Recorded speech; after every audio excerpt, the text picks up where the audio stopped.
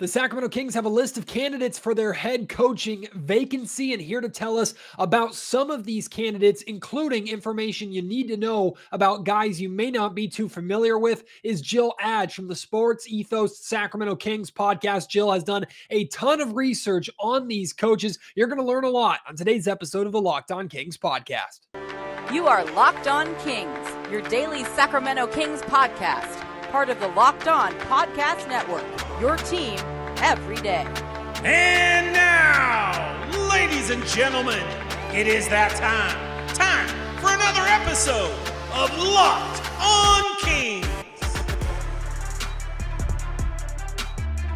Hello and welcome to Locked On Kings, your podcast hub for Sacramento Kings coverage all regular season and all off season. If you're looking for in-depth analysis, game-by-game breakdowns, highlights, interviews with local and national experts, full coverage of your Sacramento Kings from January through December, this is the place for you, part of the Locked On Podcast Network. And today's episode is brought to you by BetOnline. BetOnline has you covered this season with more props, odds, and lines than ever before. BetOnline, where the game starts. My name is Matt George. I have the privilege of being your host here. Just wrapped up my 8th season covering Kings basketball. This is my 5th year hosting the Locked On Kings podcast, and I currently work for ABC 10 News in Sacramento.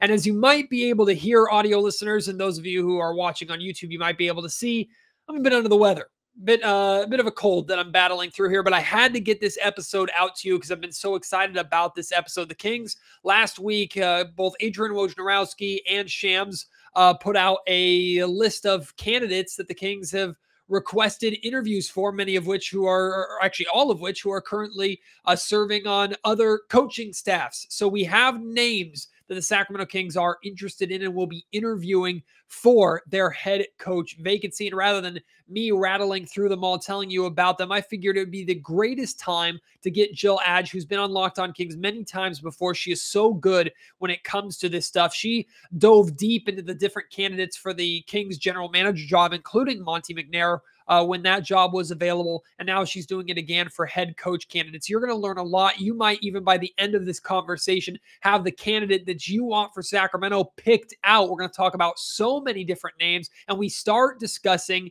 maybe the biggest name on the list, certainly the most well-known name on the list, Mike D'Antoni.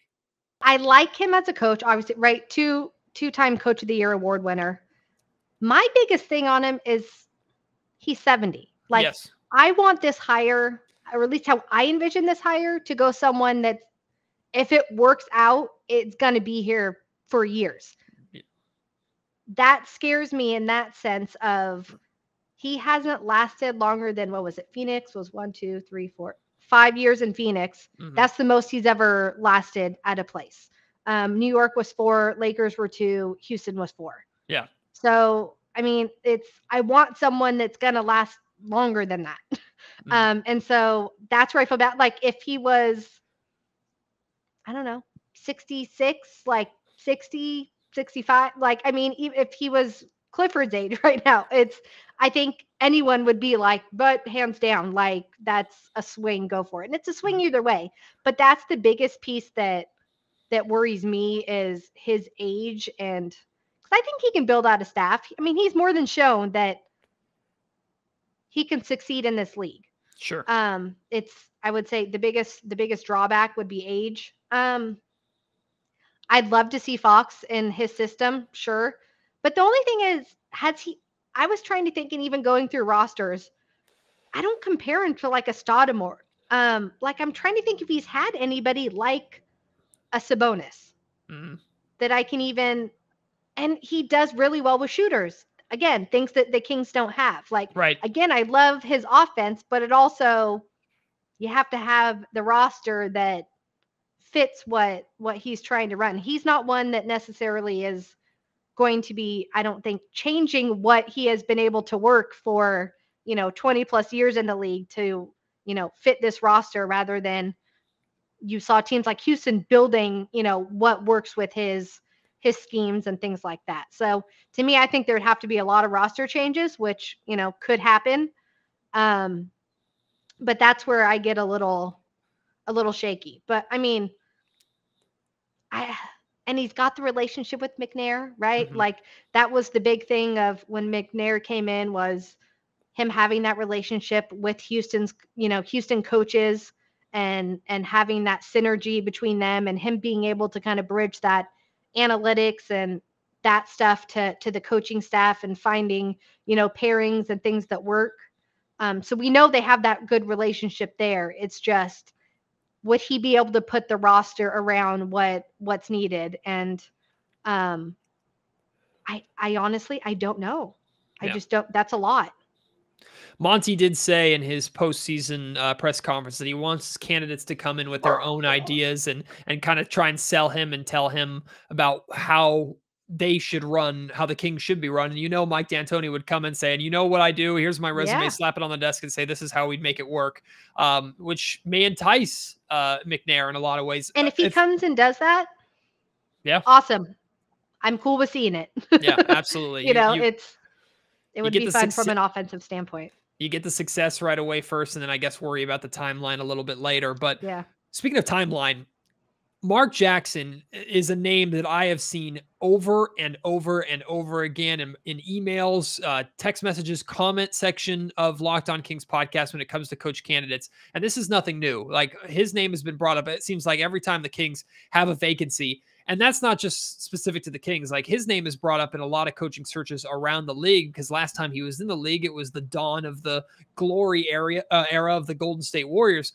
But it's just that the last time he coached was that point over 10 years ago now, I believe. And he hasn't gotten a job since. So the question is, what has kept him out of getting another head coaching job, when I would argue he was, for the most part, successful in at least starting the turnaround of the Golden State Warriors, if nothing else? What do you think about Mark Jackson and the possibility of him getting another shot here in Sacramento?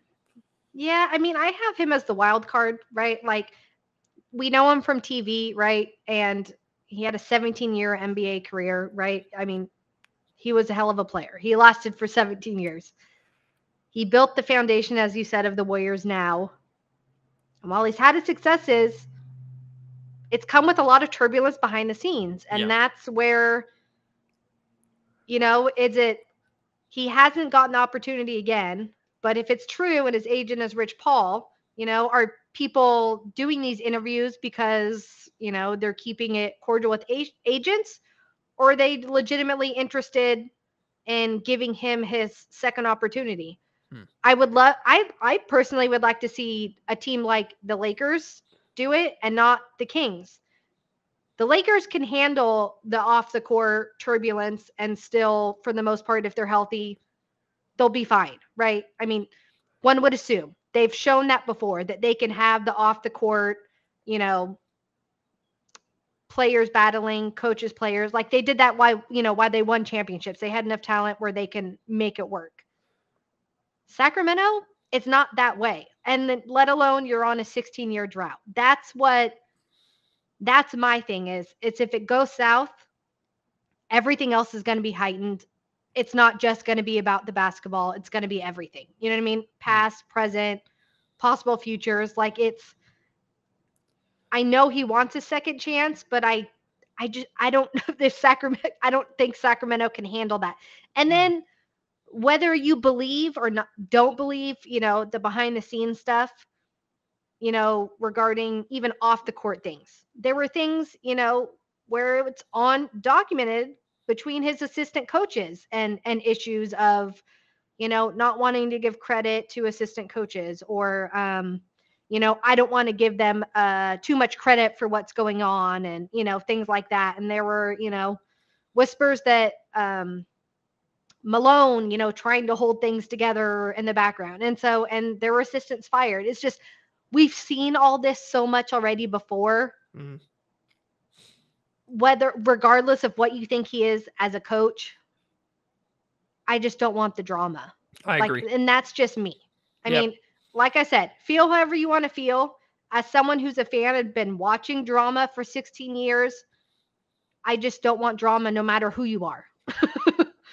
Couldn't say it better. Jill, this is the part that I'm looking forward to talking to you about the most, talking about a few of these names that people might not be as aware of, especially the two assistants from Milwaukee. I've seen both Charles Lee and Darvin Ham's names brought up in multiple conversations, not just on Kings Twitter, but on just basketball Twitter, period, over the last couple of years. So for those two names to be on the Kings candidate list, I'm lumping them both into one question, but give us kind of a synopsis in your mind of what these two bring, what they've done in Milwaukee, why they're ready for an NBA head coach position, and why Sacramento could be their break.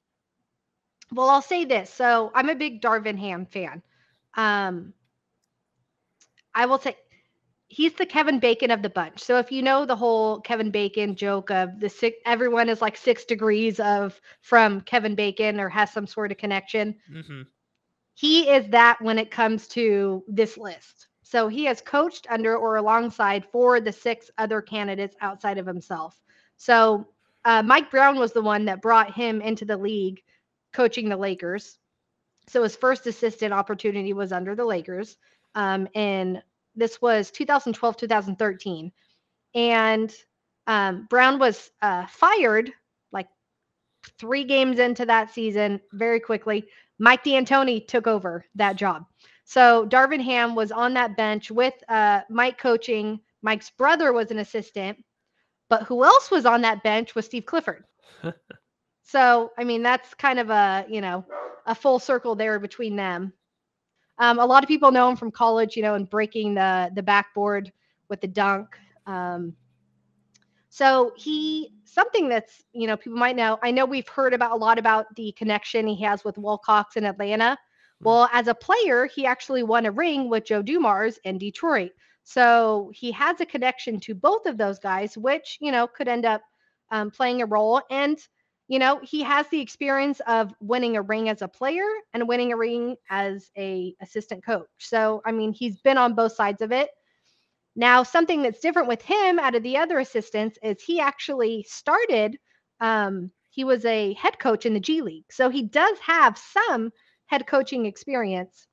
He was a player for the Albuquerque Thunderbirds, and he ended up that next year becoming an assistant coach, and then was moved to the head coach the following year. So they thought enough about him of keeping him as soon as he retired, and joining the ranks in that. And then it was that next year Mike hired him onto the bench.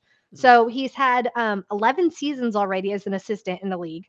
And he's worked his way from the player development bottom of the bench all the way to the associate next to Bud now, with the Bucks. And so some of the things that, again, like he's learned under the more modern thinking, right? Coach Bud, Mike Brown with his defense, Mike DAntoni with his offense. So he's kind of seen all pieces of it. And then he played under the likes of Larry Brown, George Karl, and Terry Stotts. So again, he's very well-rounded. And one interesting thing about him is, when we were talking about can coaches adjust to players, and not just do they have this scheme and this is all that they can do. And so you have to find a roster that fits it. Do you have someone that's flexible? So one thing that is said about him is that he actually was a part of building Coach Bud's Blue Boxes offense that's used right now. It's a custom built system designed to maximize Giannis by spacing the floor and stretching the defense, opening up gaps on the arc and in the dunker spot. It required flexibility and understanding on the part of the coaching staff in order to place everyone in a position to succeed. Players say he walks the walk and talks the talk in terms of high praise for character, charisma, and credibility. He preaches defense as something you can control on a nightly basis. You can't always control your shots, but you can control your focus on the other side of the ball. If your shots are off that night, then build your offense out of your defense. All things I like. And then that kind of showed he's under that system of Bud where I can adjust whether I'm in Atlanta, whether I'm in Milwaukee, no matter what my roster is, I can design what will maximize, my best players. So that gives me hope that he's been with him. Outside of the Lakers, he's been with Bud through Atlanta and through Milwaukee with all kinds of rosters that he has seen firsthand how to build those. And that's something that Coach Bud is given highly credit for. And, I will talk about it with Ham, with Lee, and with Hardy. And that open door, letting his assistants do a lot of the X's and O's, like letting them take pieces. Because one thing they always preach is they are training their replacement. They want their guys to move on so that it grows organically. You're moving on and getting your great opportunity. And now I have the replacement to fill right in. Like everyone, knows their role, is in their step, ready to go. And so Ham's been one where, for since 2017, they were writing articles about it's not just a matter of if, it's when, and will he ever throw his hat in the ring, because he is such a good assistant. And all the GMs apparently think so, because in their annual GM poll that the NBA puts out, he was tied with Kenny Atkinson with 17% of the vote each, as the top lead assistant in the NBA. So again, he's green in the sense that he has never been a head coach in the NBA, but he has had that experience in the G League, and he's been nothing but successful in his, spots in the NBA. So to me, if you're going to give a first timer a shot, this guy's more than earned it. And at some point you have to give your guys a shot. You can't, there's only so many, quote unquote retreads. Like everyone has to get their first shot. All the successful coaches right now, they all got their first shot. So it's bound to happen. And as someone who's extremely, well respected, and something else too, that Milwaukee is a championship organization, and they built that culture now, right? He's the player, or he's the coach that works out every potential player that's coming into this system. And they trust him to be able to say, this guy's going to work or this guy's not going to work.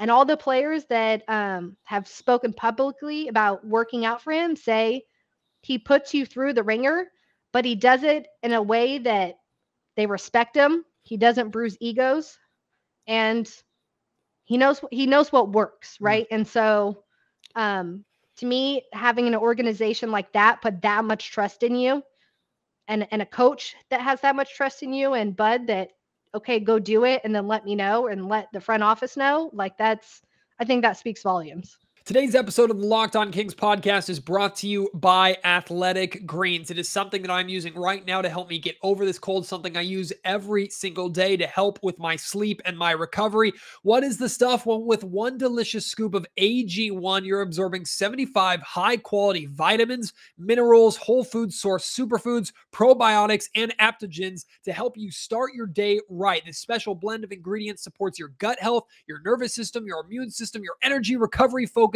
and aging. All of these things you get from Athletic Greens. It's lifestyle friendly, whether you eat keto, paleo, vegan, dairy-free, or gluten-free. Contains less than 1 gram of sugar, no GMOs, no nasty chemicals or artificial anything, while still tasting good. And this is what I love the most about Athletic Greens. It supports better sleep quality and recovery, supports mental clarity and alertness. It's the one thing with the best things. Athletic Greens uses the best of the best products based on the latest science with constant product iterations and third-party testing. And normally, when you see a product like this, a supplement like this, you probably think, oh man, this is going to be expensive. It's not going to be difficult to afford. It's sometimes hard and expensive to eat healthy and treat your body right. Not with Athletic Greens. It costs you less than $3 a day. You're investing in your health, and it's cheaper than your cold brew habit. It's cheaper than getting all the different supplements by yourself. You're investing in an all-in-one nutritional insurance. To make it easy, Athletic Greens is going to give you a free 1-year supply of immune-supporting vitamin D and 5 free travel packs with your first purchase. All you have to do is visit athleticgreens.com/NBA Network. Again, that's athleticgreens.com/NBA Network to take ownership over your health, and pick up the ultimate daily nutritional insurance. The Boston Celtics just eliminated the Brooklyn Nets, swept them in the playoffs. They are the hottest team in basketball right now at the perfect time, and they are doing it on the backs of their defense. So to see a name from the Celtics coaching staff, no, it's not Ime Udoka, their new head coach, but to see a name from their coaching staff that could perhaps come to Sacramento in Will Hardy at least excites me, and I know excites a lot of fans right now. What can you tell us about Will Hardy in comparison to the great stuff that you just said about Darvin Ham? So I kind of call him the wonder kid of the group. He's only 34. He's young. But he is a former player, so he played Division III basketball, and he put in his resume to be hired as a basketball ops intern for the Spurs. And he said he beat like 69 other candidates, but he also realizes he was extremely lucky and how much connections can kind of form a path of your pathway in this league. Is that his basketball coach was like a former teammate at one point of, or his college basketball coach was a former teammate of Pop at some point. And so he said, you want this kid, like you want him. And so he got it. And at that time, Dennis Lindsey was still there, who's now running the Utah Jazz. Mm-hmm. But he told him, be seen, don't be heard. So he said, like, for the first year, he did not say anything. He took notes, did everything. He said he was basically like a punching bag on the court and just did whatever they told him to do, was working plays with players and things like that. They were impressed enough with him for that season to keep him around. And then he was hired as, my favorite position when it comes to a coach. You all know this, of coming up the ranks as a video coordinator. Mm-hmm. So we started as an assistant video coordinator, and then the next year was promoted to their video coordinator. So something interesting about the Spurs video coordinator room is, like, since the 90s, almost everyone that has had that spot or been in that room, whether you're an intern and an assistant or the actual, quote unquote video coordinator, they're all still in the league in some capacity. Like, it's wild. But noticeably, 3 names. He's looking to be the next Mike Budenholzer, Sam Presti, or James Borrego. So something that I mentioned with Coach Bud and trying to train your replacements. So that's something that Will also said about the Spurs culture and Bud himself. And so he said that Brett Brown, Bud, and Messina at the time did all that for him. Like, they were the open door. Anything he wanted to sit there, like, they let him sit there in all the meetings and just take everything in. So he said when he was promoted to an assistant, he did that to the video coordinator at the time. Then that kid is now, I shouldn't say kid, that guy is now an assistant with the Hornets. So you're, again, like I mentioned with Darvin Ham, like, you're seeing these guys walk the walk, not just talk the talk.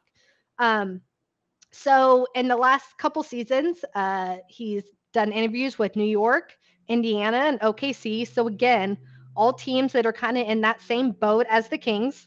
And something that Woj happened to put out was that the Knicks, they hired Tibbs, but they came away extremely impressed with 2 specific people, and that was Will Hardy and Jamal Mosley. We saw Jamal just get hired with Orlando, and they liked Hardy enough that they wanted to put his name out there, as well, and saying kudos. We respect what you're doing. And he was like 32 at the time. He wasn't even 34. So again, he grew in there organically. Around the circles, it's not a matter of if, it's a matter of when. There's a lot of whispers that people think he could be that next Spoelstra coming out of the video room. You see guys like Frank Vogel's another one out there who came out of the video room. So there's out there, but to be mentioned in those names, I think is at that age speaks volumes. Something he specifically was Brett Brown when he worked with him in the video room. Like I said, he sat in the office all day, watched him go through his process, asking questions. He was learning the process, the X's and O's. He said that Pop specifically would make sure their video guys, you're giving me this stuff, but I'm going to put you out here on the court with these guys, and I want you to explain it to me so I know that you're understanding what you're actually giving to me. And so, I think that's huge. You're learning the X's and O's, you're learning the relationships, you're learning, all facets of the game. And so here's something Kawhi Leonard said about him in 2017. Will's a great guy. He loves what he does. We're close. He dissects my games and gives me my weaknesses to work on, but also my strengths. I think he'll be a great coach in the future when he wants to become a great head coach. Again, so that's from Leonard. Something Hardy said in 2016, you still have to find a balance where you're not their buddy. You still have to command a little bit of respect to someone as who they're going to listen to. I just try to be somebody who they knew was going to bring a lot of energy every day and someone that was going to be here working hard. I think that's how you gain respect from those guys, just by showing them that you take it seriously and then you think about it a lot and you work hard at it. That way, when you have something for them, they know that it's thought through and you're not just spitballing. He goes on to say in 2020 that don't be fake, because as a former player, he knows what it looks like when coaches try to be fake. And he said sometimes it's hard to find those connections, but don't stop trying. And that once you find that area of connection with someone, like you're getting that first step, to that trust process, and you can continue to build on that. Locked On Kings also brought to you by Built Bars, the protein bars that taste like candy bars. These protein bars are absolutely delicious. They can handle that sweet tooth for you instead of you feeling guilty about eating a candy bar that's 240 calories, 30 grams of sugar, and dozens of net carbs. You can taste a just as delicious Built Bar, maybe even more delicious Built Bar. That's only 130 calories, 4 grams of sugar, 4 net carbs, and 17 grams of protein. So many flavors that these Built Bars come in. My favorite is mint brownie. There's also great ones like coconut almond, a new white chocolate cookies and cream for you to try right now. And speaking of trying things, you probably have never had this before, because before Built Bar, I'd never seen this before. Built Bar has these new marshmallow puffs. They're protein-infused marshmallows that are delicious for you to try right now. Whatever you order on Built.com, use promo code LOCKED15 to get 15% off. Again, that's promo code LOCKED15 for 15% off at Built.com. Jill talked a lot about one Milwaukee Bucks assistant coach, Darvin Ham, but maybe just as impressive also in Milwaukee is Charles Lee. Real quick, ESPN named him as the long runway coach, meant for teams who are looking to rebuild and create a new culture from the ground up. I think the title fits based on the last 3 off seasons of interviews with him. Pelicans twice, the Pacers, the Wizards, OKC, and Magic. He's another guy so he played shooting guard in college, and the New York Times called him one of college basketball's best non-scholarship players. So again, the guy's had to work for everything. Now, he was an undrafted free agent picked up by the San Antonio Spurs to play in Summer League. Now, who was his coach in Summer League? Coach Bud. So that's where that relationship, right? We keep saying where you form those relationships, it can be important. So he impressed so much there that they invited him back to training camp. At that point, they were still extremely loaded in the guard position with Tony Parker, Manu, and other guys. And so he didn't make the team. He went overseas and played. But once he came back, he went to Wall Street. So he took a little break from basketball. And in 2012, he actually happened to reach out to Coach Bud and say, hey, do you have anything, whether it's you or anybody else? And he said he didn't have anything at the moment, but he'd definitely keep him in mind and let him know if anything came out. Just so happened, shortly later, his alma mater called and said, hey, do you want to come coach with us? So for 2 years, he was an assistant with Bucknell in college. And then 2014, lo and behold, some of Coach Bud's assistants from Atlanta were getting hired away. So he called Charles, and it was just after 2 years of him being on a college bench, and said, hey, I have an assistant spot for you. Come on out. So that relationship again, and it says everything that Coach Bud thought about Charles, being that green and coming on board, and he's followed him. He spent 4 years in Atlanta with him, and then has been with the Bucks since 2018 with him. So again, it just shows the different relationship building. He says Coach Bud helped him see the game and play the game in a different way. He learned how to truly be a professional player and what kind of work it takes to play at a higher level. And he tries to, pass that on to his players. Something interesting is I mentioned that he interviewed for the Pelicans twice. So prior to Stan Van Gundy being hired, Charles Lee was the other finalist. And they thought so much of him that the Pelicans and Stan said, hey, we want you to come be an assistant here. He said no, which worked out for him because he went and won a ring. So, but I do have to wonder if he would have been there, if he had gotten the job rather than Willie, because he was the other finalist with Willie the second time. And so, it just wasn't meant to be. But again, he got his ring. He's in a good situation. So that shows you, how much the Pelicans thought of him, right? That he was a finalist both years and that Stan said, I want to keep you on my staff. He was one of the finalists to replace Nate McMillan back when in Indianapolis, which ended up going to Nate Bjorken. And we all know how that one flamed out after a year. And Rick Carlisle is the coach there. So again, he's 37 now, and this was all happening, again, similar to Will Hardy's age at the time. So again, it tells you what people around the league are thinking about him. Minus the Pelicans, we saw Pacers again, Wizards, OKC, and Magic. Same with Darvin and Will, all these, guys that are interviewing for positions again, like the King spot. And the one thing is, most of those teams went and hired first-year guys, right? OKC did, the Magic did, Pacers did not, but Pelicans did. And the Knicks did not. But still, that's a lot of them, are going that young route trying to build up. So we'll see if the Kings follow suit. But something interesting that he gets credited for is his relationship with Giannis and Middleton and understanding their pairing and how they kind of need each other, right? That it can't just be one. We need multiple, of you guys to succeed. And that's one of the things that the Pelicans loved the most about him, what they thought he could do to Brandon Ingram at the time and Zion. Right. So maybe the Kings kind of view that same thing of maybe this guy can really be help that synergy pairing that we already saw of De'Aaron Fox and a Sabonis. So that's something to think about. And what I'll end with here is two more things. So his duties are known to include opponent scouting, player development. They say he understands strategy. His reputation around the league is that he's a young, brilliant basketball mind who can grow with the team. Again, you can see that in who he's interviewing for. Something interesting that he says is that he's already sick of being told no. So he's 37 and he's already he wants it.